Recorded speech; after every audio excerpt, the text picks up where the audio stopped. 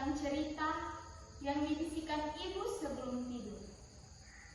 Tentang Dewi Sri yang meluruhkan tubuhnya menjadi bulir-bulir padi agar manusia tak lapar. Leluhur tidak melihat hutan sebagai komoditas, tapi mereka melihat hutan sebagai Tuhan yang menampakkan diri. Dulu, di tanah ini ada kepercayaan tentang penunggu pohon. Bukan untuk menakut-nakuti, tapi supaya kita tahu batas. Ada pohon yang tak boleh ditebang karena mereka adalah rumah bagi mata air.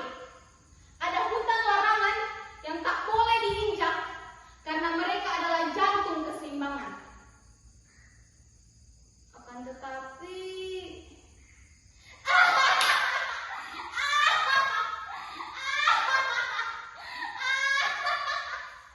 sekarang kita menertawakan mitos itu.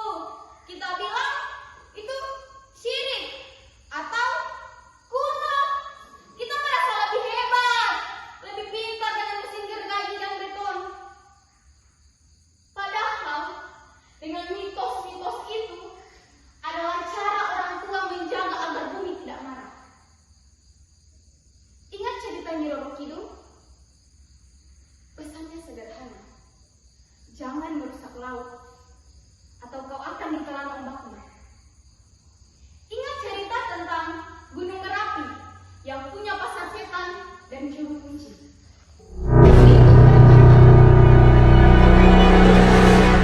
Ruangnya sendiri. Jangan kau masuki ruang itu dengan sombong. Sekarang lihat, ketika Dewi Sinta lagi dipuja, tanah menjadi batu, ketika laut menjadi kokoh, Nyi Roro Kidul tak lagi mengirim ikan, tapi mengirim banjirop yang menenggelamkan rumah kalian. Kalian pikir kalian bisa menjinakkan alam? Kalian membangun bendungan kalau bikin banjir bandang. Kalian mengeruk batu bara. Alam mengirim longsor yang menipu mimpi-mimpi kalian dalam satu malam. Alam tidak sedang marah. Alam hanya mengembalikan posisinya yang kalian geser. Dan sayangnya, dalam proses itu, kita hanyalah debu yang mudah tersapu. Aku sedih melihat anak cucu nanti. Mereka mungkin hanya akan bisa melihat pohon lewat buku atau internet. Mereka akan bertanya, Nek, benarkah dulu udara itu gratis? Benarkah air di sungai bisa langsung diminum? Dan aku akan menjawab dengan rasa malu. Benar, Nak. Tapi kami menukarnya dengan aspal, Nak. Kita ini tamu di bumi ini. Tapi kita bertingkah seolah kita pemilik sah. Kita merampok rumah tuan-tuan kita sendiri. Kita membuang sampah di ruang tamunya. Kita membakar dapurnya. Lalu kita heran, kenapa kita mulai jatuh sakit.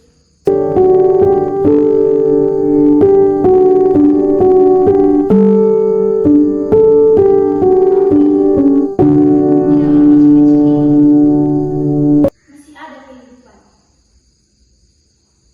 Peduli alam itu bukan soal berpidato di hotel berbintang, bukan soal memakai baju bertema hijau, tapi peduli alam adalah bagaimana kita menatap satu helai daun dan menyadari bahwa tanpa dia kita tak bisa bernafas. Pohon adalah saksi bisu. Daun adalah surat cinta yang harus kalian bawa. Aku rindu nafas sejuk itu. Aku rindu melihat anak-anak berlari-larian tanpa takut sesak nafas.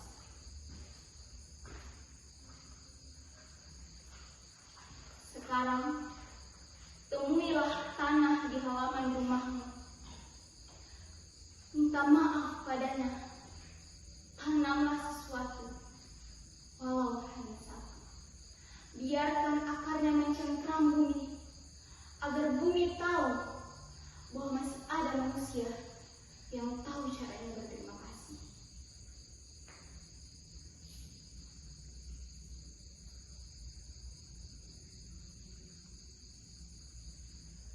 Jangan tunggu sampai burung terakhir berhenti bernyanyi.